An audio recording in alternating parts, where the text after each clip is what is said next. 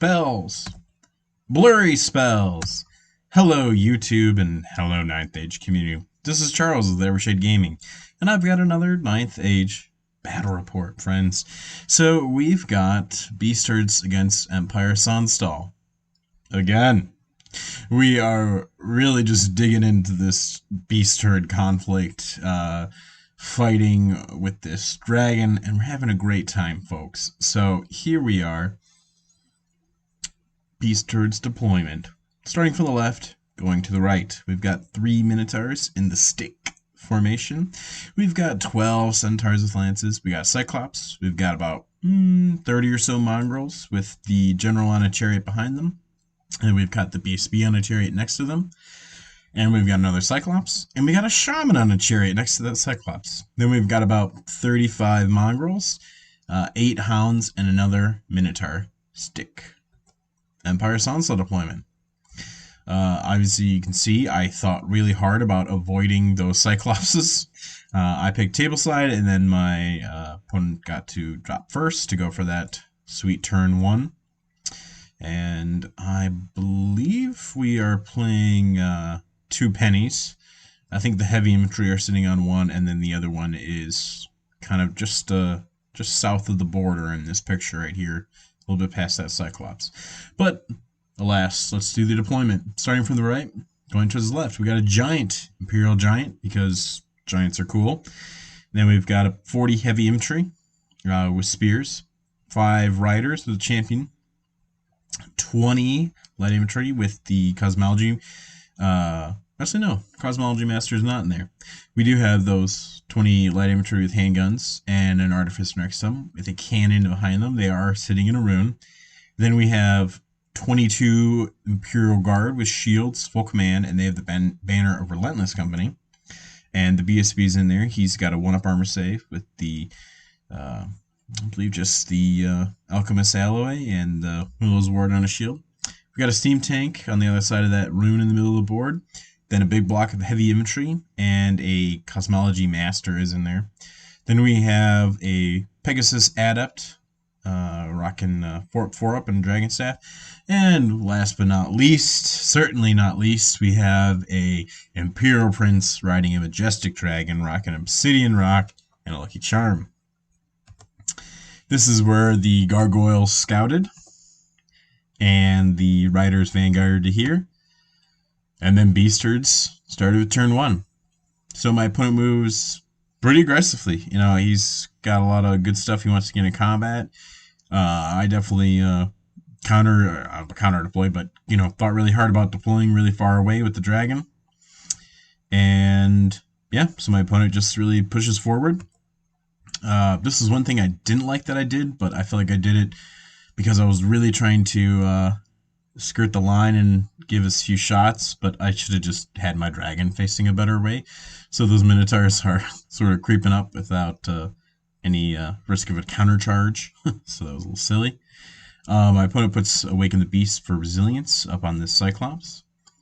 And then he gets a big old Break the Spirit on my dragon. So it's going to be a little bit tough wanting to fly very far with him.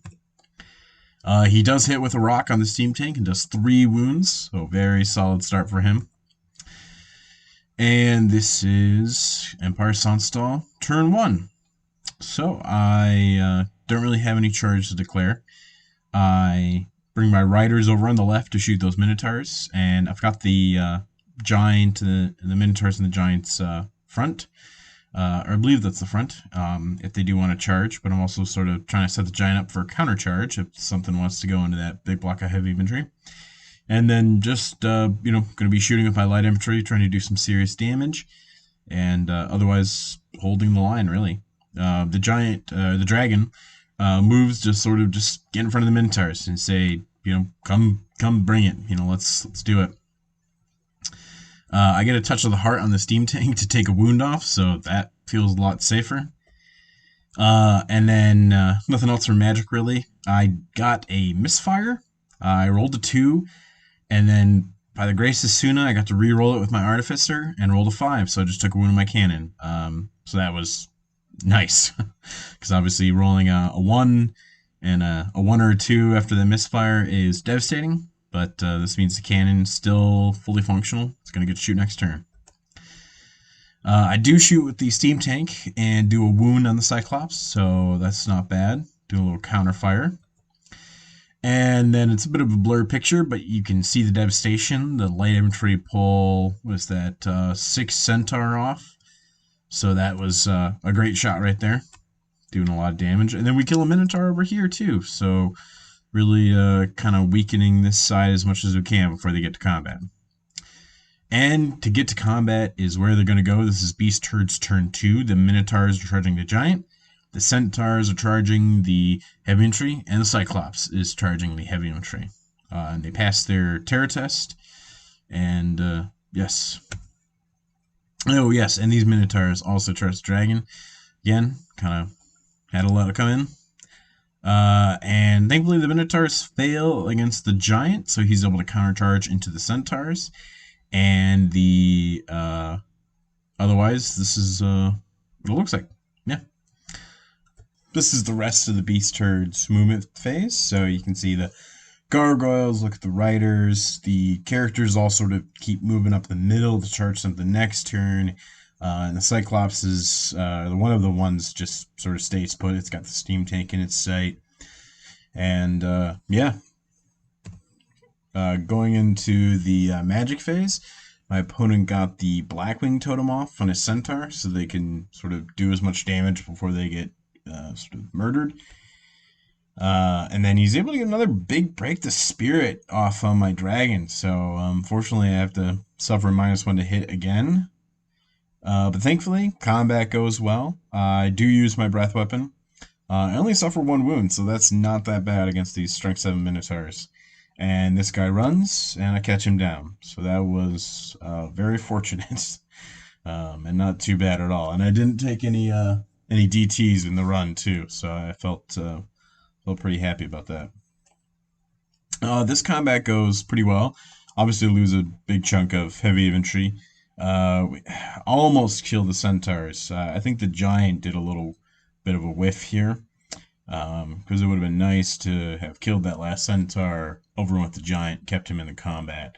But we'll just have to kill that Centaur next round. And then, thankfully, the heavy infantry don't go anywhere, and we all stick around, so that's good. This is going in Empire Sonnstahl, turn 2. I decided to just give it a chance and go for a charge with the riders over here. The gargoyles flee, and they go pretty far. And then I think we just fail to redirect into anything else. Not that I don't think I would have wanted to go into the Minotaurs. They could just wipe me out in 1 round of combat. So we just fail charge. And then this is the rest of the turn. So I just bring the steam tank into the mongrels. It's great at grinding mongrels, and eventually I'm thinking I'll either wipe them out in a few turns, a few rounds of combat, or I will be able to get something else in there to really break them. But yeah, it's better than getting hit with a rock. And I'm thinking, my Dragons, he just sort of moves up in some kind of, an advantage to get some advantage to charge next turn. I didn't really feel like charging with Break the Spirit up, and it's kind of long for most of my other charges, so I just kind of got him in a good spot and brought my wizard up along with him. My opponent did get his ambushing unit on the board last turn, so I just turned my Imperial Guard around and moved them sort of in a way that my opponent couldn't get to the cannon and had to come in the front. Which I felt fine with. And then I just put my BSB in the light infantry so that I had good bubbles for my discipline. And he's good there. He can do a lot of good stuff there. We get a nice Quicksilver Lash off in this guy. This guy has a 3 of Flaming Aegis, but I figured, I fail plenty of 1s and 2s all the time, so he can too, and he fails 3 for me. So that was fantastic right here. And then we're able to shoot, I think with the cannon to finish the BSB off, which is gorgeous. And I want to say I just try and do some damage to the other Cyclops, yep, I do 2 more wounds with the light infantry shooting, so not bad at all. This guy's only got 2 wounds left. We finish off that last Centaur, and then we don't do anything to the Cyclops, which isn't a surprise. We only got like 2 attacks. Grind a bit over here. They stay. And then this is going to be Beastard's turn 3, so these Minotaurs do make it in the Giant this time. The Longhorns pass a march block test and are able to sort of march out of the way of the Imperial Guard, which is okay. I like them going in that direction, so I wasn't terribly concerned about that. That's better than him going after my cannon or my light infantry. And then as you can see, the rest of the movement phase, my opponent moves up. He moves his Cyclops to try and toss a rock at the Giant before getting charged. And he moves his general over in that direction too, so that he can start, look at my general and maybe threaten him. He gets Savage Fury on the Mongrel, so then I have to worry about Fear. And that's it for magic. Combat, we poke a wound. He does a bunch of damage to me. We hold. Surprisingly over here, the Giant beats these Minotaurs. I want to say 2 big things happen. I think the Giant rolled pretty well. I think it just killed one Minotaur right off the bat. And then I think the other guy didn't pass his hatred test and then proceeded just whiff, hitting and wounding. We tried to restrain, but we failed.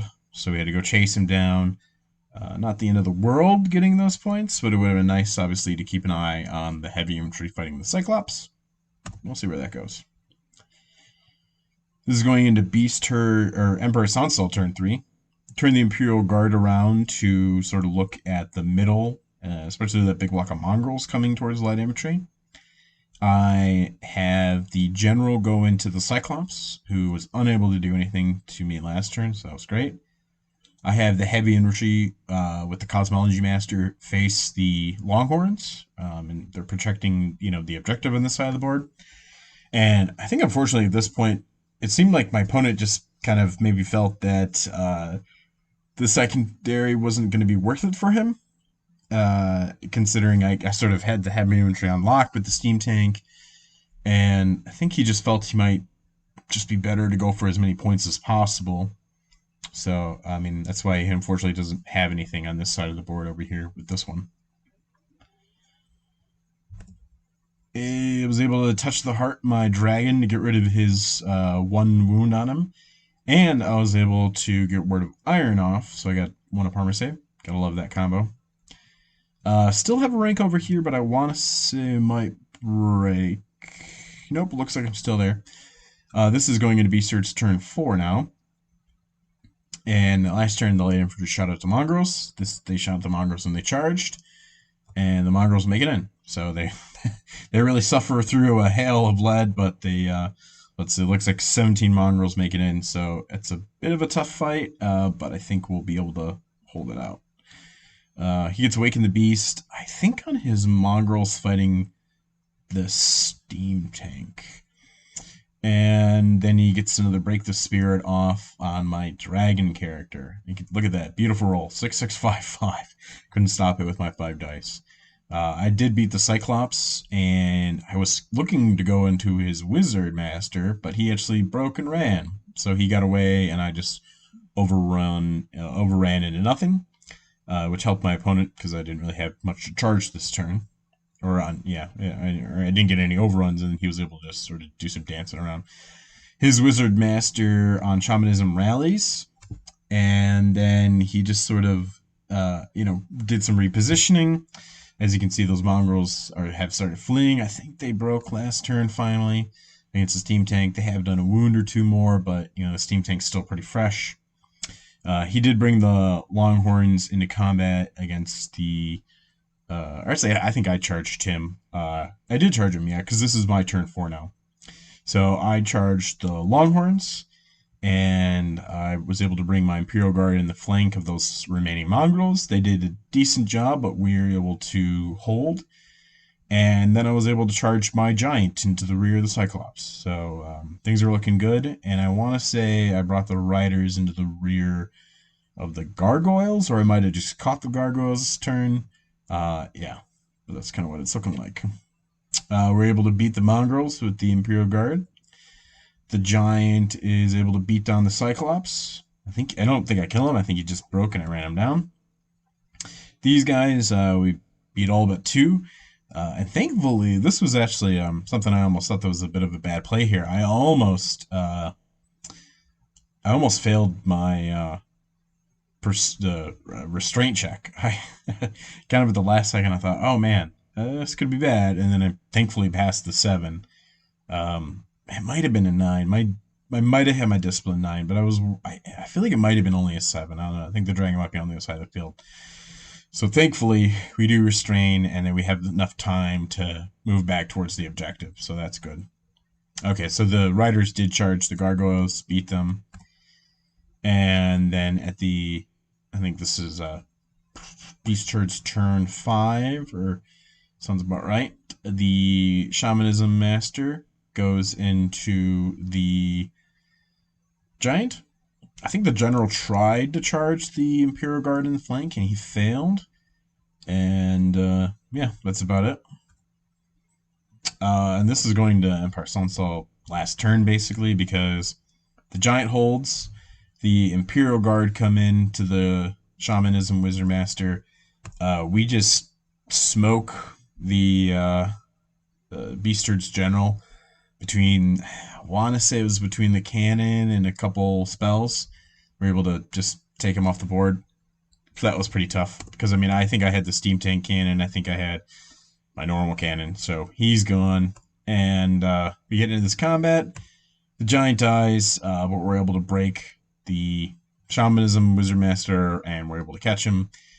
And that's the end of the game. So, tallying up the points, it's a pretty big 20-0 victory for the Empire Sonnstahl. A lot of great rolls on my part. Left and right, just those Minotaurs bouncing off both the dragon and the giant. That doesn't always happen. That shouldn't always happen, but it happened in this game. And it really hurt my opponent. And, there is something about counterplaying that can be very helpful, especially, Empire Sonnstahl. I can really sit back against something like Beast Herds. And if they don't have, even as fast as they can go, can't get everything in all at once. We can fight our combats one at a time. The Giant's such a strong addition with that counter charge ability.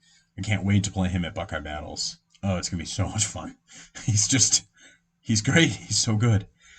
Oh, just having a support unit that's a giant is amazing. Let me tell you, folks. It's great. Look forward to that at Buckeye Battles. It's going to catch people off guard, is my guess. Or that's my hope.